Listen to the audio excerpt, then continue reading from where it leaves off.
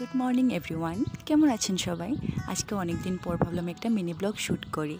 So সকালবেলা উঠে এক কাপ চা খেয়ে পড়তে বসে গেলাম, কারণ আজকে আমার আছে একটা গ্রুপ ডিসকাশন। তারপর ঝটফট করে ব্রেকফাস্ট প্রিপেয়ার করে নিলাম এবং খেয়ে দিয়ে আবার কলেজে যেতে হবে, কারণ 9টা বেজে গেছে। সো গত 6 মান্থ থেকে আমি গুয়াহাটিতে আছি, আমি মাস্টার্স ইন নার্সিং পারসিউ করছি। তারপর এই দেখো বেরিয়ে পড়েছি কলেজের জন্য। আমার ফ্রেন্ডসগুলো ওদের আজকে সেমিনার আছে, প্যানেল ডিসকাশন আছে, তো ওরা খুব বেশি নার্ভাস। সো হস্টেল থেকে হাঁটতে হাঁটতে চলে গেলাম কলেজে, 2 মিনিটেরই রাস্তা, কারণ একই ক্যাম্পাসে আমাদের কলেজ এবং হস্টেল। তো কলেজ শেষে 4টা বেজে গেছে, ক্লাস শেষ হতে হতে ভাবলাম আজকে একটু মন্দিরে যাব, কারণ আজকে হচ্ছে হনুমান জয়ন্তী। সো আমরা আছি ভাঙাগড় হিলটপ এরিয়াতে। সো বেরিয়ে পড়েছি, দেখো খুব সুন্দর সানসেট হচ্ছে, তাই না? অ্যাকচুয়ালি আমাদের এরিয়াটা অনেক বেশি সুন্দর।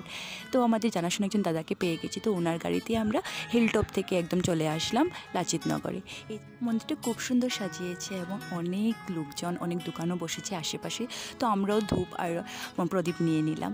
তো পুজো টুজো দিয়ে একটু সময় মন্দিরের পাশেই বসেছিলাম, কারণ অনেক ভালো লাগছে, অনেক লোকজন আছে আর গান চলছে, খুব বেশি ভালো লাগছিল।